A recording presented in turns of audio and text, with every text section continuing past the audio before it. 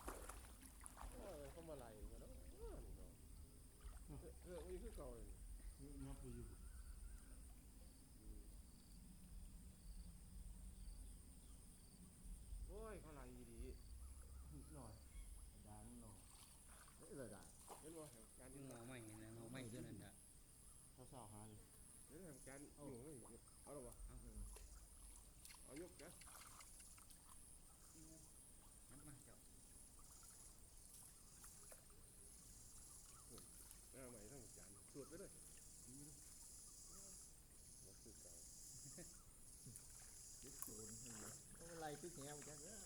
นี่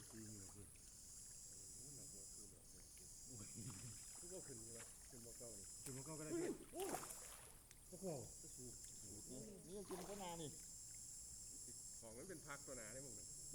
ทางมาเรือมั้งพี่เมืองแก่เก่ายืนไหนบ่จานบ่เอา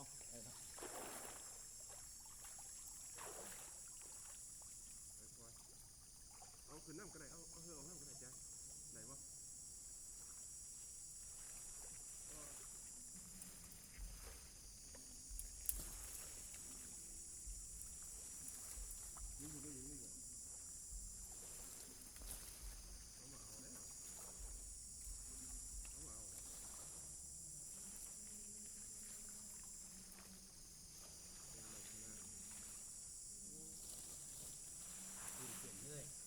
เปลี่ยนก็หลอกว่าหันเลย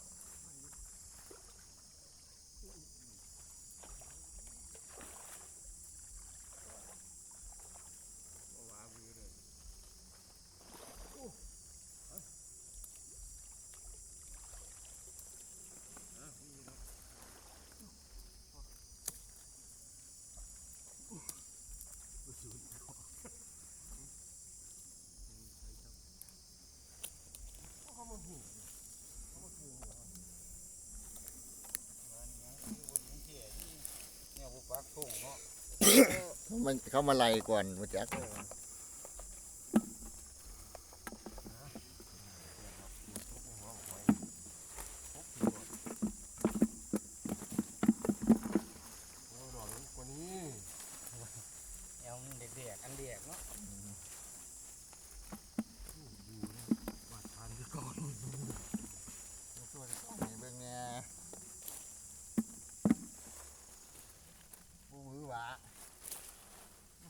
ใช่ว่าฟังกันอยู่เด้แต่ว่ามือว่าเนาะฟัง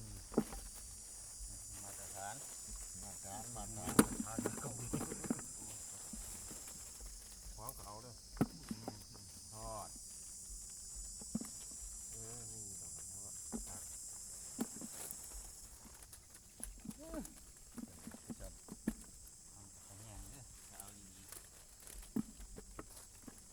ยกเสียครับยกเสียหน่อยไงน้องไผ่พวกนี้ยกปลา ลางเขาแบบนี้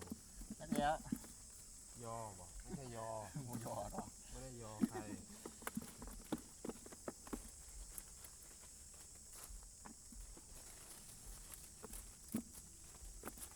ไม่เอาต้องคุณอยู่บ่ ไป อู้ บุญบาทเดียวสองไปลองเรียนกันน้อยหนึ่ง สาวแห้งเด้อ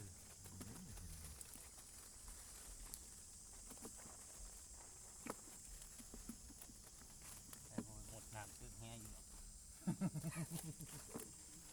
ใครอยู่ในซ้ำนี่เนาะ ไอ้พวก มันรอดสองเลย ปลาทำปลาสายน้อยทำไหนแล้วโอ้กระบูต้องน้ำเดือด มาทานดอก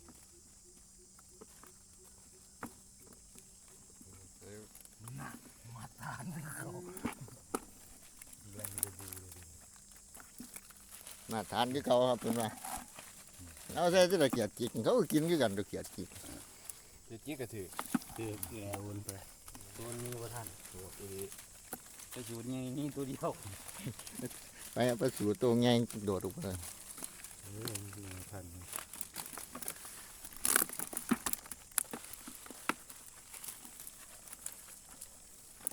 อยากมีกินนะใหม่ๆวันบ่อนี่ เนี่ย โอ้ยมันช่างมันขาดแล้วปลาโบเวียน จานมาเห็นดอกเดียวคลิปมันดังเลยจานกูเอาสิ อื นี่ มเต็มทั้งนี่บ่ โอ้ย ใส่กระสอบ มือ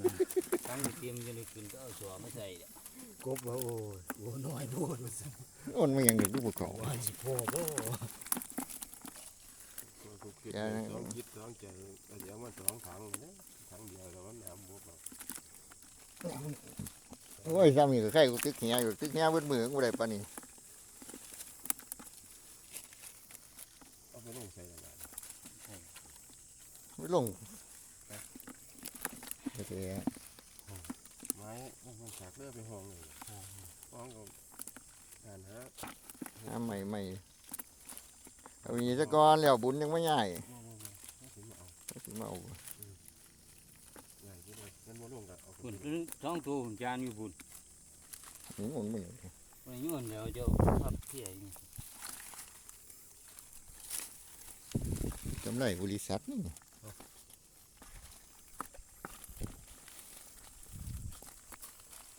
มองถือว่าโอ้ ก็รู้ว่าผมได้ใส่เหงื่อใส่หยัง อาจจะมีขวนหมู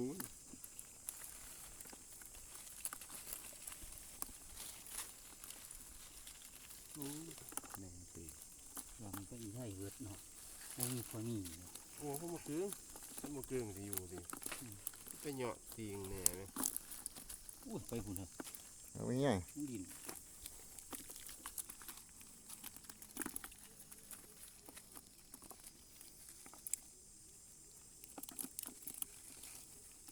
เครื่องคู่ครับรูปว่าสัน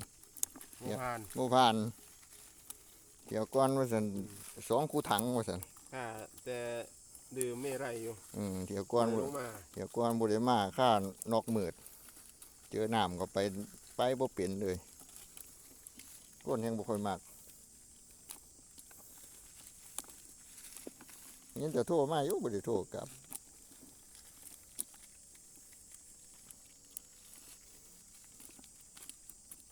มีมดไปบอก ถอดเพื่อคิดว่า อืม ฮะนี่เด้นี่ฮะ